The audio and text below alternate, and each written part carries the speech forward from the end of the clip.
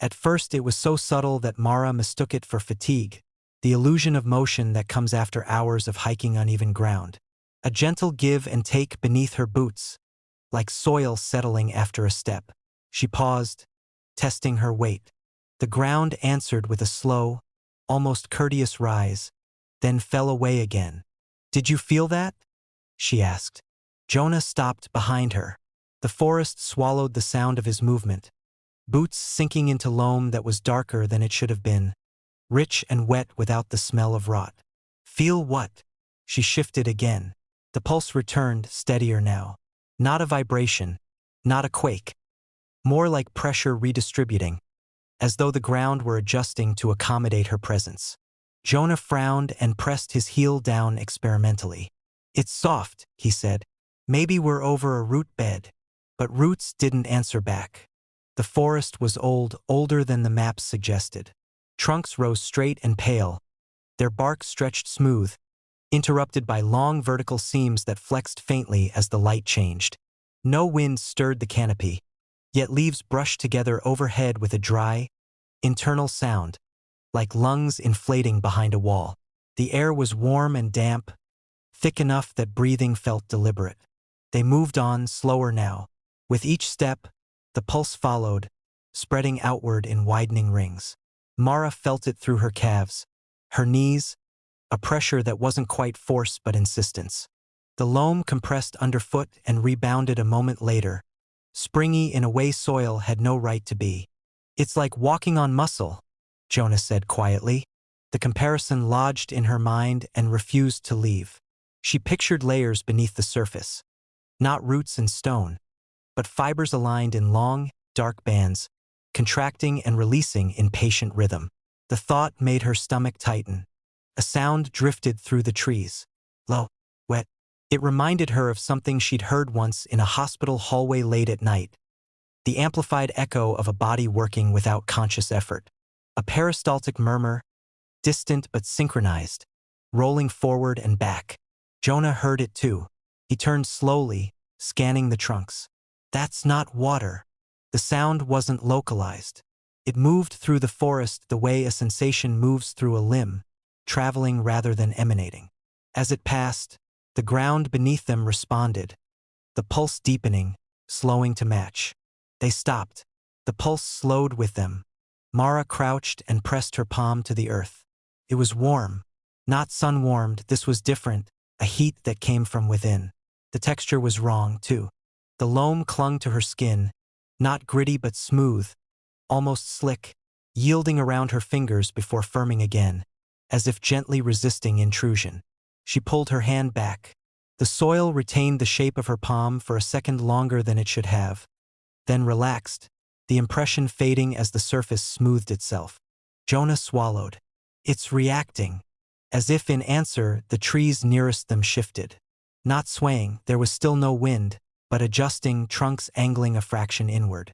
The seams in their bark flexed, opening and closing with faint, damp sounds. Leaves overhead rustled in a staggered pattern, one cluster at a time, like breath moving through a ribcage. Mara became acutely aware of her own body. Her heartbeat felt loud. Her breathing felt intrusive.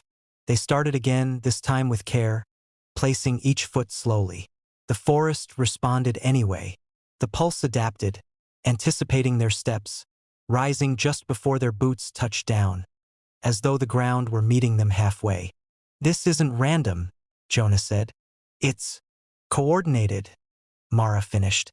They reached a shallow depression where the forest floor dipped inward, forming a broad basin.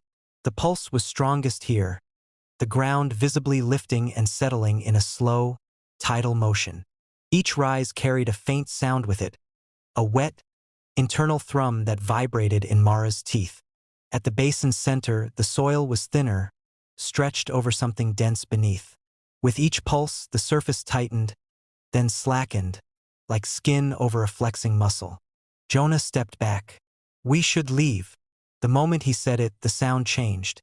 The peristaltic murmur sharpened, becoming more defined. Individual rhythms emerged, overlapping but synchronized, multiple pulses aligning into a single, deeper cadence. The ground's movement grew more confident. The rise higher, the fall slower, as though the forest were settling into a more efficient pattern. Around them, the trees bent further inward. Not much, just enough to narrow the space to subtly redirect the path back the way they'd come. Roots surfaced where none had been before, arching gently above the loam, forcing detours that curved them toward the basin's edge. Mara's mouth went dry. "It's hurting us." Jonah shook his head, but he didn't argue. He took a step away from the basin. The ground under that foot hardened abruptly, resisting his weight. When he shifted back, the soil softened again, pliant and welcoming. They tested it together, stepping left, then right. Each time, the forest answered, firmness and softness guiding them along an invisible corridor. Not force, suggestion. A new sound joined the others. A slow, heavy thudding that reverberated through the ground and up their legs. It matched the deepest pulse, the one that seemed to anchor all the others. Mara realized with a sick certainty that it wasn't coming from any single place. It was coming from everywhere beneath them. Her vision blurred at the edges as adrenaline spiked. She tried to focus on details, the way condensation beaded along the bark seams and ran in regulated lines, the faint tremor in the leaves that preceded each ground pulse by a fraction of a second, the smell of iron that grew stronger with every synchronized movement. "This is too big," Jonah whispered. "It's not just alive, it's organized." Mara nodded. The realization settled in her chest, heavy and precise. This wasn't a collection of living things. It was one thing spread thin across miles, its components communicating through pressure and sound and movement. A body too vast to see all at once. The basin pulsed higher now, the soil stretching, thinning. Beneath the surface, something shifted, not upward but outward, like a breath being drawn deep and held. The forest went quiet, not silent. There was still sound, but it was internal now, muffled, as though heard through layers of flesh. The leaves froze mid-rustle. The trees held their bent posture. The ground paused at the peak of its rise, taut beneath their feet. Mara felt it then. A tension, not in the forest but in the rhythm itself, a gathering of force deferred. The way a body prepares before exertion, before birth, before digestion. Jonah grabbed her arm. His grip was tight enough to hurt. "Mara," he said, voice barely audible. "I think this is the inside." The ground answered with a deeper pulse, slow and deliberate. The basin's surface flexed, forming shallow ridges that radiated outward, aligning with the paths the forest had nudged them along. The trees leaned another fraction inward, completing a shape that was unmistakable now. A chamber. Mara's breath came shallow. She understood, suddenly and completely, why there were no trails here, why the forest felt untouched. Things entered, yes, but they did not leave. They were absorbed into the rhythm, broken down, redistributed. Fed forward. The pulse resumed, stronger than before, and this time it did not respond to their movement. Continued regardless, the forest committed to its cycle. Above them, leaves resumed their rustle in perfect unison, a sound like a vast chest filling with air. Mara looked down at the living ground and felt it press up against her soles, gentle but insistent, as if confirming placement. Whatever the forest was preparing for, it had already begun, and they were standing exactly where they were supposed to be. First, Owen laughed. Not because it was funny exactly, but because laughter felt like the appropriate response to something so small and inconvenient. He turned the compass in his palm, watched the needle wobble, then settle again. Steady, confident, wrong. "Probably magnetite in the soil," he said. "Or the fire ring. Steel stakes." Mara didn't answer. She was standing a few steps away, boots sunk slightly into the damp forest floor, staring at the needle as if it might blink. The campsite was quiet in the way only deep woods could be. Not silent, but hushed, the sounds layered and softened. Somewhere far off, a bird called once and then went quiet, as though reconsidering. Owen crouched and dragged the compass a few feet away from the tent. The needle followed him, swinging smoothly until it pointed back toward the center of camp again. "That's consistent," he said, forcing a smile. "See? If it were broken, it'd jitter." Mara hugged her arms around herself.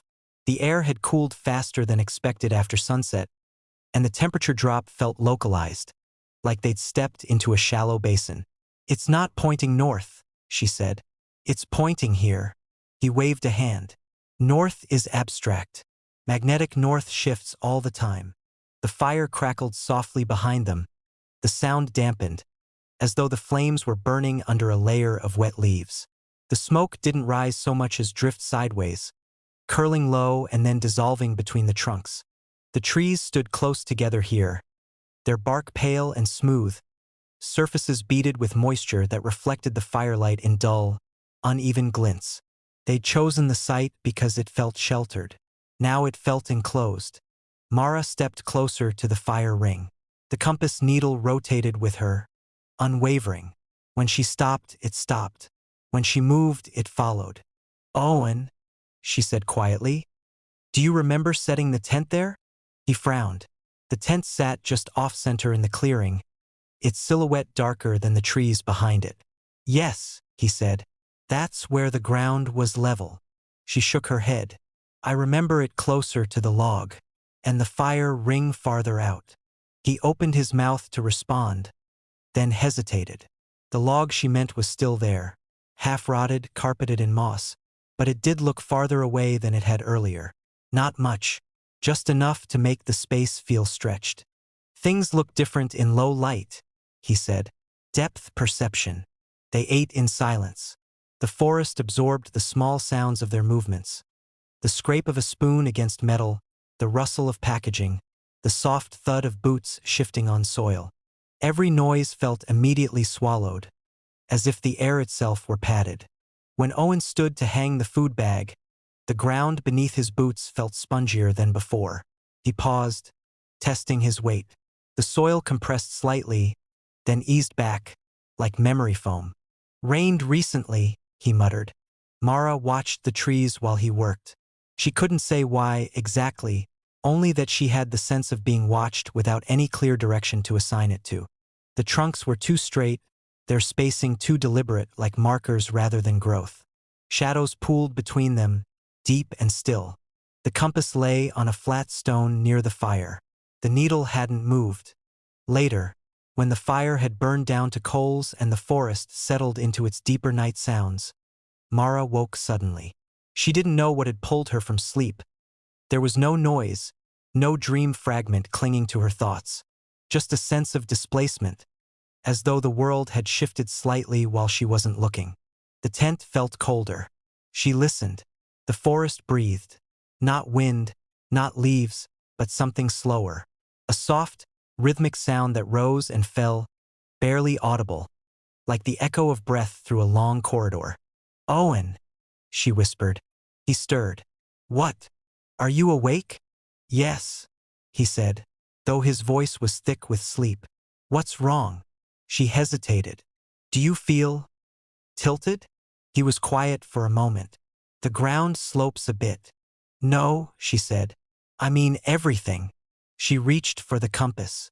Even inside the tent, the needle was steady, angled toward the fire ring, toward the center. Her stomach tightened. Morning came gray and slow. Mist clung low to the ground, wrapping the campsite in a shallow bowl of fog. Dew coated everything: tent fabric, packs, the exposed roots at the edge of the clearing. The air smelled metallic, sharp enough to sting. Mara stepped outside and froze. The trees were closer. Not crowded, just nearer, their trunks forming a tighter circle around the camp. The clearing had shrunk. The log she remembered sitting near was now several paces farther away, half lost in mist. Owen emerged behind her, stretching. "Looks like fog rolled in overnight." "Count the steps," Mara said. He frowned. "What?" "From the tent to the fire ring. Yesterday it was 7. He sighed, then humored her. 1, 2, 3, 5. He stopped. 5, he said slowly. The compass lay where they'd left it. The needle still pointed inward. Owen picked it up again, turned in a slow circle. The needle tracked him precisely, adjusting with smooth certainty. "This doesn't make sense," he said, the rational edge in his voice thinning. "If there's interference, it should fluctuate." Mara crouched and pressed her palm to the ground. It was warmer than the air, faintly yielding beneath her touch. When she lifted her hand, the soil retained the impression for a second too long before relaxing. "It's not interference," she said. "It's orientation." They tried to leave. At the edge of the clearing, the forest resisted, not with force, but with subtle misdirection. Paths curved back toward camp. Landmarks repeated. The same twisted route, the same scarred trunk, appearing again from different angles. The compass needle never wavered, always pointing them back. Hours passed, or something like hours. The light filtered down in narrow shafts that shifted without obvious cause, sliding across the ground like slow, deliberate fingers. Sounds traveled oddly, footsteps echoing closer than they should, voices muffled as if spoken through soil. Owen stopped arguing eventually.